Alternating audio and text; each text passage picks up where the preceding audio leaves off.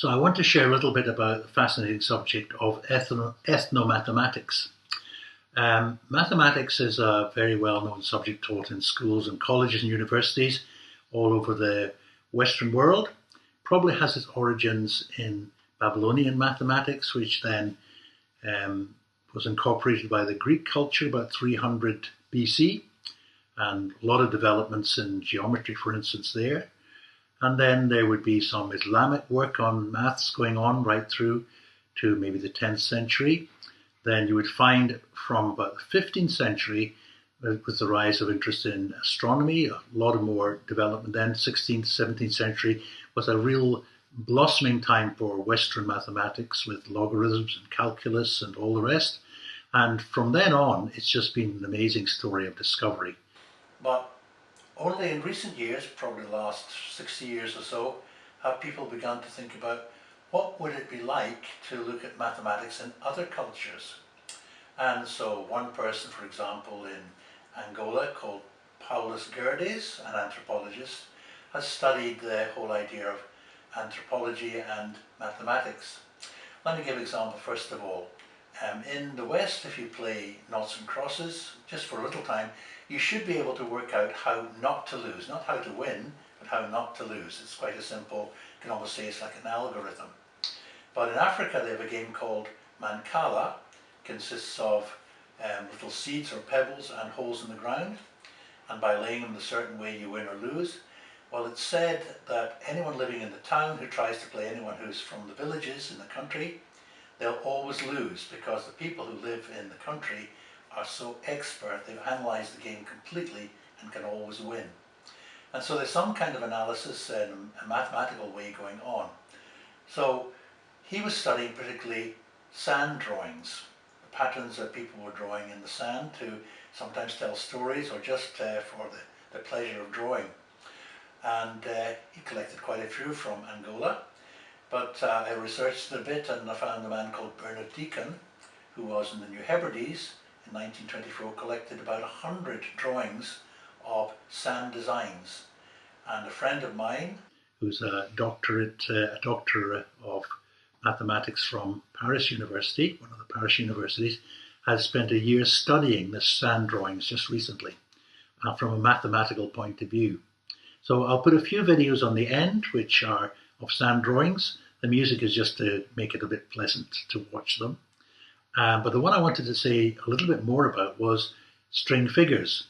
They're quite fascinating because it's almost the reverse of what we would call mathematics. In other words, throughout the Western world, the mathematics we've developed has become very complex and is not so well known throughout what would be called the developing world.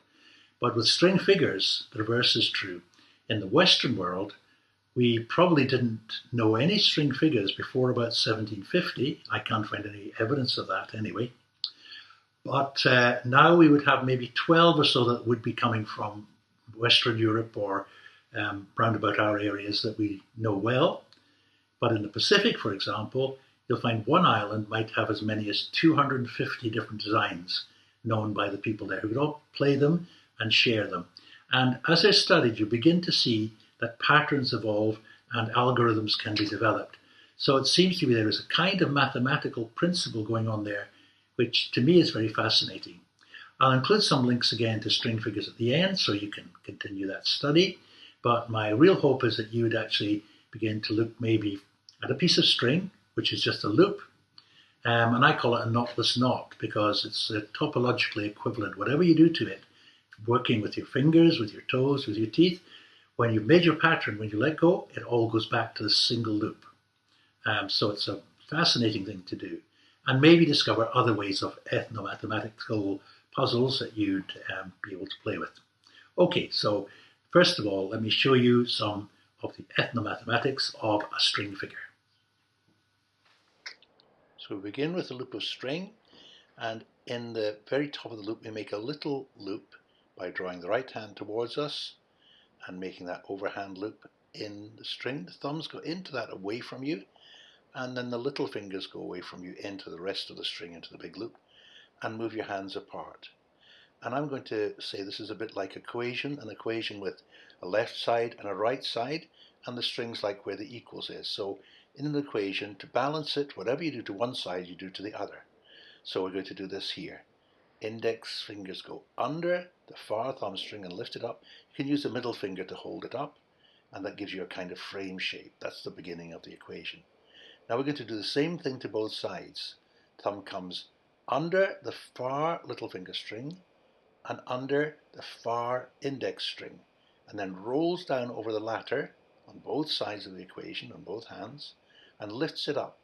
And you'll see this time we should have a shape ready to make.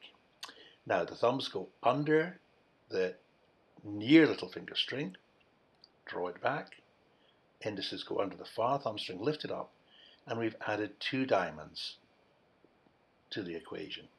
I'm going to repeat this again, doing the same both sides, add the same to both sides, and we add another 2 diamonds.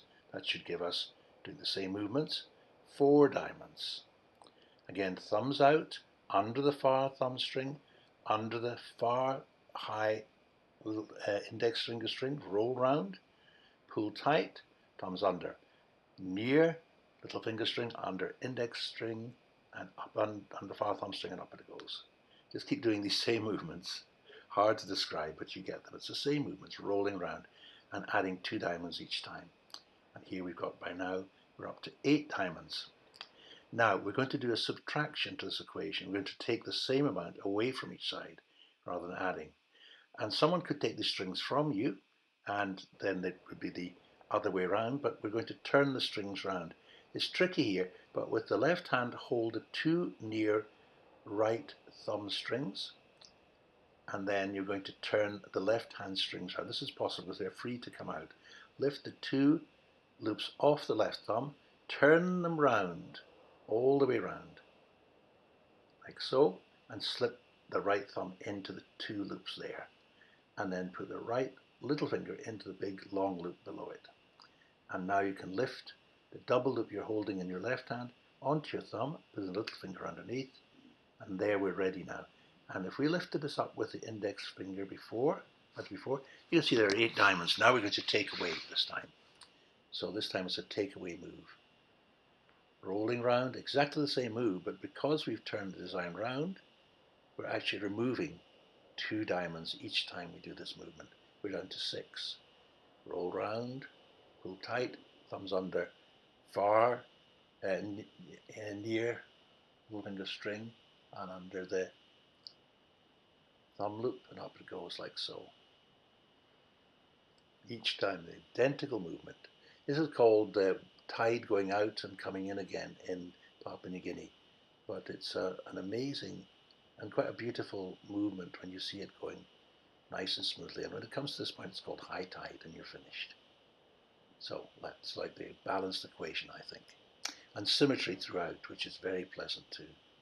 Now there are other things in string figures called string tricks, and they actually use the principle of putting the string round the fingers, so this string over the fingers like this, draw it up between the first and second and third and fourth fingers through them, hold it in the left hand, and then as you go round the left thumb, right hand rather, turn once and lift it over the little finger, like so. Turn again and put it under the index finger. Now if you look closely, you'd see that the thumb is holding the 2 loops, and if the string was pulled free, you actually reverse the turn around these fingers.